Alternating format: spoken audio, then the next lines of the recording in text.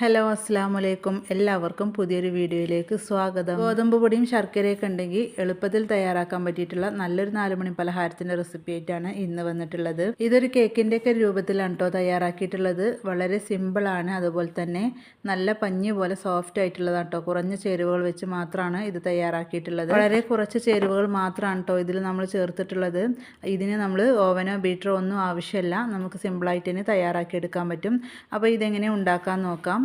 അതിനു മുന്നേ നമ്മുടെ ചാനൽ ആദ്യമായിട്ട് കാണുന്നവരൊക്കെ ഉണ്ടെങ്കിൽ ഒന്ന് സബ്സ്ക്രൈബ് ചെയ്യാം കേട്ടോ. വീഡിയോ കണ്ടുകൊണ്ടിരിക്കുമ്പോൾ തന്നെ ഇഷ്ടപ്പെടുകയാണെങ്കിൽ ഒന്ന് ലൈക്ക് ചെയ്ത് സപ്പോർട്ട് ചെയ്യാം. ആദ്യം തന്നെ മധുരത്തിന് ആവശ്യമായിട്ടുള്ള ശർക്കരപ്പാനി ഒന്ന് റെഡിയാക്കി എടുക്കാം കേട്ടോ. ഞാനിവിടെ ഒരു 3.5 അച്ച് ശർക്കരയാണ് എടുത്തിട്ടുള്ളത്. അത്യാവശ്യം നല്ല രീതിയിൽ തന്നെ മധുരം ചേർത്ത് തയ്യാറാക്കണം കേട്ടോ, അപ്പോഴേ നല്ല ടേസ്റ്റ് ഉണ്ടാവുള്ളൂ. പിന്നെ നിങ്ങൾക്ക് ഇത്ര വേണ്ടാന്നുണ്ടെങ്കിൽ നിങ്ങൾക്ക് 2 അച്ച് ശർക്കര വെച്ചിട്ടൊക്കെ ചെയ്തെടുക്കാം കേട്ടോ. ഗോതമ്പ് പൊടി ആയതുകൊണ്ട് തന്നെ കുറച്ചധികം തന്നെ മധുരം ചേർത്ത് കൊടുക്കുക, അതാണ് ഏറ്റവും നല്ലത്. ഇനി ഇതിലേക്ക് 1/2 കപ്പ് വെള്ളമാണ് ഞാനിവിടെ ഒഴിച്ചു കൊടുത്തിട്ടുള്ളത്. വെള്ളം ഒട്ടും കൂടി പോവരുത് കേട്ടോ, 1/2 കപ്പ് മാത്രം ഒഴിച്ചു കൊടുക്കാം. ഇപ്പോൾ അത് നമ്മൾ ശർക്കരപ്പാനി ആക്കാൻ വേണ്ടിയിട്ട് നമ്മൾ ഇത് സ്റ്റൗവിൽ വെച്ചിട്ടുണ്ട്.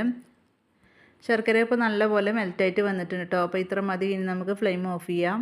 അടുത്തതായിട്ട് ഇതുപോലെ ഒരു ബൗൾ എടുക്കുക. അതിലേക്ക് നമ്മൾ റെഡിയാക്കി വെച്ചിട്ടുണ്ടായിരുന്ന ശർക്കരപ്പാനി ഒഴിച്ചു കൊടുക്കുക. ശർക്കരപ്പാനി നമ്മൾ ഒഴിച്ചു കൊടുക്കുമ്പോൾ നല്ലപോലെ തണുത്തിട്ട് വേണം ഒഴിച്ചു കൊടുക്കാൻ. പിന്നെ അതുപോലെ തന്നെ ഒന്ന് അരിച്ച് ഒഴിച്ചു കൊടുക്കുക. 1/2 കപ്പ് ശർക്കരപ്പാനിയാണ് എടുത്തിട്ടുണ്ടായിരുന്നത്, അതുപോലെ തന്നെ 1/2 കപ്പ് സൺഫ്ലവർ ഓയിലും എടുത്തിട്ടുണ്ട്. ഇനി ഇതിലേക്ക് ഒരു മുട്ടയാണ് ഞാൻ ചേർത്ത് കൊടുക്കുന്നത്. അപ്പോൾ ഫ്രിഡ്ജിലൊക്കെ വെച്ചിട്ടുള്ള മുട്ടയാണെങ്കിൽ 1 മണിക്കൂർ മുന്നേ പുറത്തേക്ക് എടുത്ത് വെക്കുക കേട്ടോ, എന്നിട്ട് അത് ചേർത്ത് കൊടുക്കുക. ഇനി നമ്മൾ ചേർത്ത് കൊടുത്തിട്ടുണ്ടായിരുന്ന ശർക്കരപ്പാനിയും ഓയിലും മുട്ടയും പാടെ നല്ലപോലെ യോജിച്ച് വരണം കേട്ടോ. എല്ലാം ഒരു ക്രീമി പരുവത്തിൽ ആയിട്ട് കിട്ടണം. അപ്പോൾ അതുവരെ നമുക്കൊരു വിസ്കോ അല്ലെങ്കിൽ സ്പൂണോ വെച്ചിട്ട് ഇതുപോലെ ഒന്ന് മിക്സ് ചെയ്തെടുക്കുക. ഇത് മിക്സിയിലൊന്നും അടിച്ചെടുക്കേണ്ട ആവശ്യമില്ല കേട്ടോ. ഇതുപോലെ വിസ്ക് വെച്ചിട്ട് തന്നെ 1-2 മിനിറ്റ് ആകുമ്പോഴത്തേക്കും ഇതുപോലെ ആയിട്ട് കിട്ടും. ഇപ്പോൾ അതാ എല്ലാം നല്ലപോലെ യോജിച്ച് വന്ന് നല്ല ക്രീമി പരുവത്തിലായിട്ടുണ്ട്. ഇനി ഇതിലേക്ക് 250 ml കപ്പിന് 1 കപ്പ് ഗോതമ്പ് പൊടിയാണ് കേട്ടോ ഞാനിവിടെ ചേർത്ത് കൊടുക്കുന്നത്. ഇനി ഇതിലേക്ക് 1 ടീസ്പൂണോളം ബേക്കിംഗ് പൗഡറാണ് കേട്ടോ ചേർത്ത് കൊടുക്കുന്നത്. പിന്നെ അതുപോലെ തന്നെ 1/4 ടീസ്പൂണിൻ്റെ താഴെയായിട്ട് ഉപ്പ് ചേർത്ത് കൊടുക്കുന്നുണ്ട്. ബേക്കിംഗ് പൗഡർ ഇല്ലെങ്കിൽ 1/2 ടീസ്പൂണോളം ബേക്കിംഗ് സോഡ ചേർത്ത് കൊടുക്കുക. എന്നിട്ട് എല്ലാം തന്നെ നല്ലപോലെ ഒന്ന് മിക്സ് ചെയ്തെടുക്കുക. ഒട്ടും കട്ടകളൊന്നും ഇല്ലാതെ ഒരു കേക്ക് ബാറ്ററിൻ്റെ രൂപത്തിൽ നമുക്ക് ഇതാക്കിയെടുക്കണം.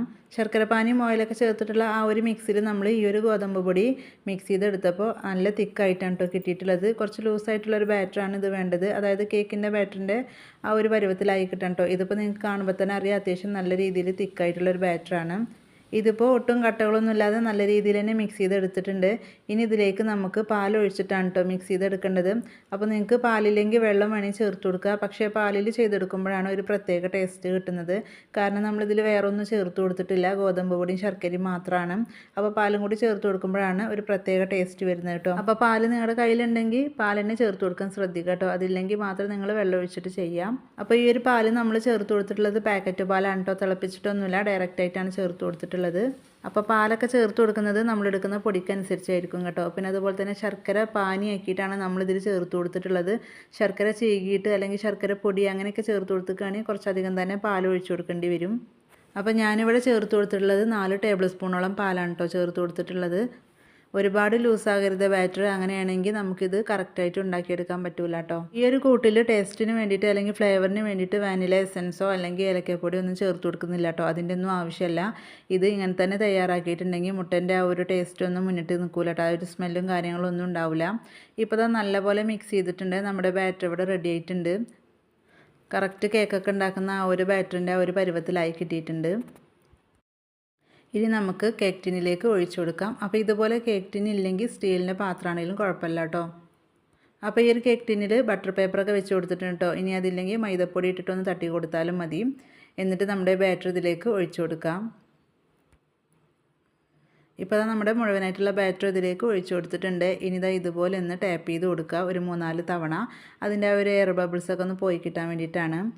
അപ്പോൾ ഇനി നമുക്കിത് ബേക്ക് ചെയ്തെടുക്കാം. അപ്പോൾ ബേക്ക് ചെയ്യാൻ വേണ്ടിയിട്ടുള്ള ഒരു പാത്രം ഞാൻ ഒരു 5 മിനിറ്റ് മുന്നേ തന്നെ ഒന്ന് ചൂടാക്കാൻ വെച്ചിട്ടുണ്ടായിരുന്നു. അത്യാവശ്യം നല്ല രീതിയിൽ കട്ടിയുള്ള പാത്രം വേണ്ടിയിട്ട് എടുക്കാൻ.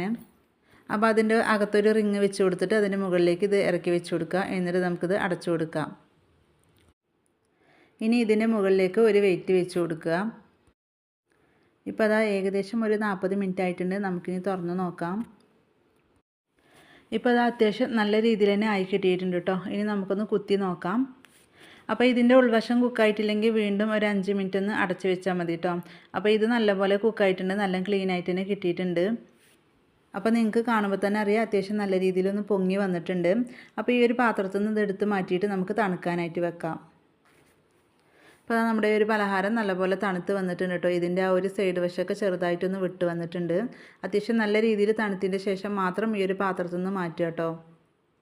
അപ്പോൾ കൈ വെച്ചിട്ട് ചെറുതായിട്ടൊന്ന് അരികൊന്ന് വിടിയിപ്പിച്ചെടുക്കുക. എന്നിട്ട് ഇതുപോലെ ഒന്ന് തട്ടിക്കൊടുത്താൽ മതി, പെട്ടെന്ന് തന്നെ കിട്ടും.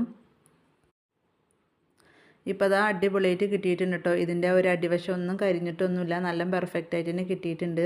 വളരെ സിമ്പിളാണ് കേട്ടോ ഇത് ചെയ്തെടുക്കാൻ. ഗോതമ്പ് പൊടിയും ശർക്കരയൊക്കെ ഉണ്ടെങ്കിൽ പെട്ടെന്ന് തന്നെ ഉണ്ടാക്കിയെടുക്കാൻ പറ്റിയിട്ടുള്ള നല്ലൊരു പലഹാരമാണ്.